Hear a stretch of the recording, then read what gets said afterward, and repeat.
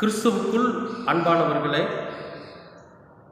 ஆண்டவராகிய இயேசு கிறிஸ்துவின் விலையேற பெற்ற நாமத்தில் நான் உங்களுக்கு வாழ்த்துக்கள் சொல்லுகிறேன். கர்த்தர் உங்களை ஆசீர்வதிப்பார்.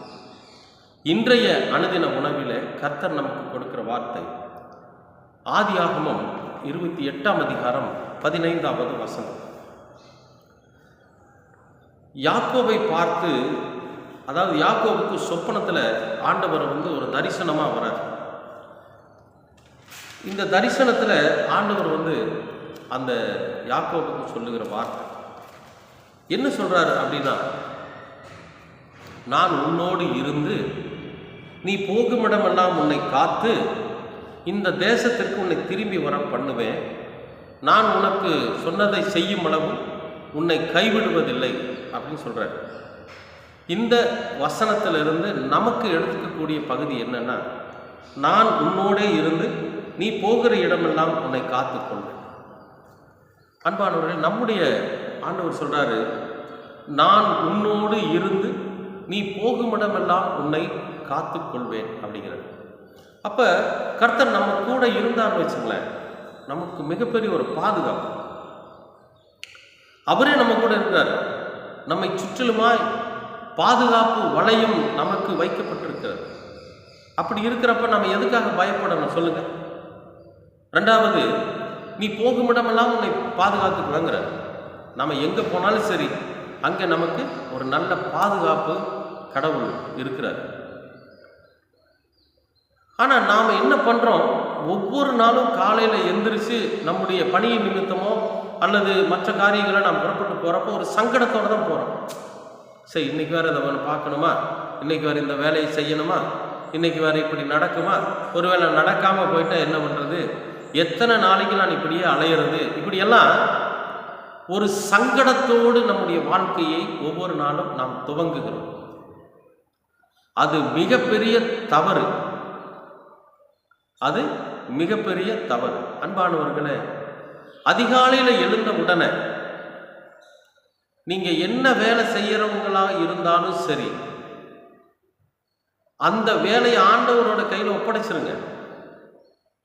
நீங்க அன்னைக்கு யாரை சந்திக்க போகிறதாக இருந்தாலும் சரி, அதை ஆண்டவரிடத்துல ஒப்படைச்சிருங்க. நீங்க வக்கீலை பார்க்க போறதா இருந்தாலும் சரி, ஜட்ஜை பார்க்க போறதா இருந்தாலும் சரி, அல்லது உங்க மேல கேஸ் போட்டவனை பார்க்க போறதா இருந்தாலும் சரி, அல்லது உங்களோட சண்டையிட்டவனை பார்க்க போறது யாரா இருந்தாலும் சரி, அவர்களை சந்திக்க போகிற போது ஆண்டவர் கையில் அவங்க ஒப்படைச்சிருங்க. அவர்கள் சமாதானமாய் வருவார்.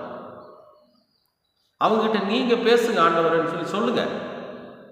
ஏன் நமக்கு ஒரு சில விஷயங்கள், ஒரு சில பிரச்சனைகள் வளருது அப்படின்னா, அதுக்கு காரணம் நாம் நம்மை உயர்ந்த ஒரு நிலையிலேயே நம்ம வச்சுக்கிட்டு இருக்கோம்.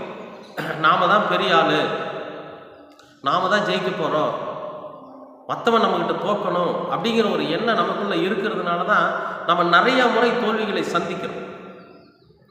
ஆனா நமக்குள்ள இருக்கிற கர்த்தரிடத்துல எல்லாவற்றையும் ஒப்படைச்சிட்டு போய் பாருங்க, நம்முடைய விரோதியும் நமக்கு சிநேகிதனாயிருக்கும்.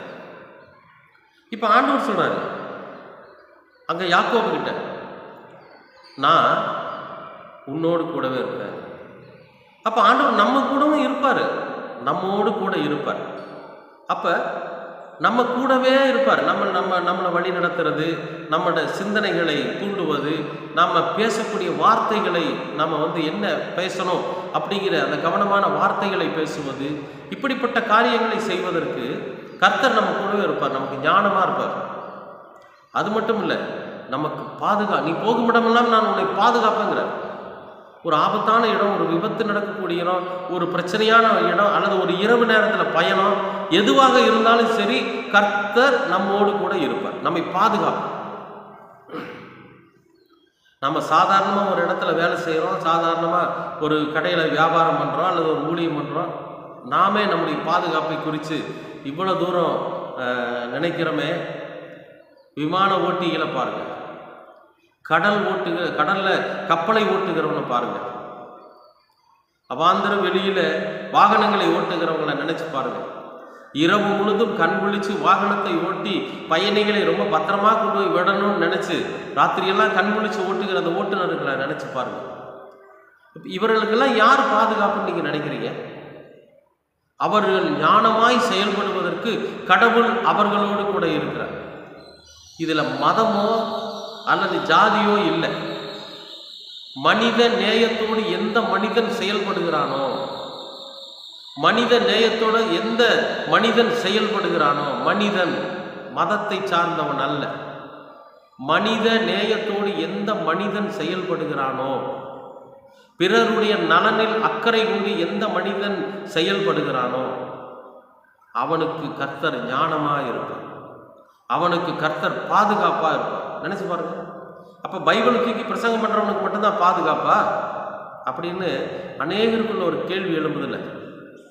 இல்லை, மனித நேயத்தை வெளிப்படுத்துகிற ஒவ்வொரு மனிதனுக்கும், பிறர் மீது அன்பு செலுத்துகிற ஒவ்வொரு மனிதனுக்கும், பிறர் நலனில் அக்கறையுள்ள ஒவ்வொரு மனிதனுக்கும் கடவுள் பாதுகாப்பார். அதைத்தான் சொல்றார், நான் உன்னோடு இருந்து நீ போகுமிடமெல்லாம் உன்னை பாதுகாப்பு. யாக்கோபுங்கிறவன் கிறிஸ்தவன் கிடையாது.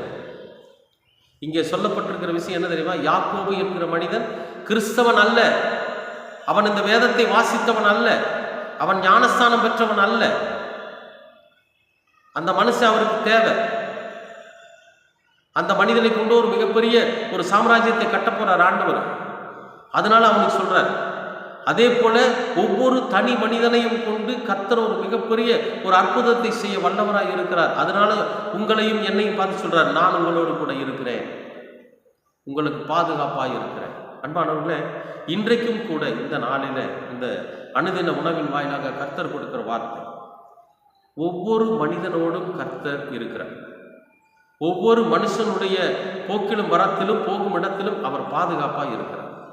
நிச்சயமாகவே எந்த காரியத்துக்காக போனாலும் சரி, சங்கடத்தோட சலிப்புடன் ஒரு நாளை துவங்காதீங்க.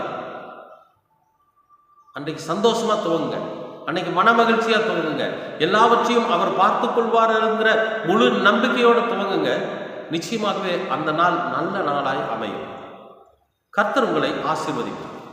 அன்பின் பரலோக பிதாவே, அருமையான நல்ல இந்த அனுதின உணவிற்காக நன்றி. இந்த நாளை நீர் ஆசீர்வதித்து கொடுத்திருக்கிறீர், அதற்காகவும் நன்றி. நாங்கள் அதிகாலையில் எழுந்து உம்மை துதித்து உம்மை நம்பி ஆண்டவரே எங்களுடைய நாளை எங்களுடைய பணிகளை துவங்க நீர் எங்களுக்கு கிருபை பாராட்டும். ஒவ்வொரு நாளும் நீர் கொடுக்கிற ஆசீர்வாதம் ஆண்டவரே, அந்த ஆசீர்வாதத்தை நாங்கள் பெற்றுக்கொள்ள நீர் எங்களுக்கு கிருபை பாராட்டும். சங்கடத்துடனும் சலிப்புடனும் மனவேதனையுடனும் எங்களுடைய நாள்களை நாங்கள் துவங்காத படிக்க மனமகிழ்ச்சியோடு சுறுசுறுப்போடு கர்த்தர் எங்களோடு கூட இருக்கிறார், கடவுள் எங்களை வழிநடத்துவார் என்கிற முழு நம்பிக்கையோடு நாங்கள் ஒரு நாளை துவங்க நீர் எங்களுக்கு கிருபை பாருங்கள். தொடர்ந்து உமது கிருபையும் அன்பும் எங்களை வழிநடத்துங்கள். இரட்சகராம் இயேசு கிறிஸ்துவின் வழியாய் கேட்கிறோம் நல்ல பிதாவே. ஆமென், ஆமென், ஆமென்.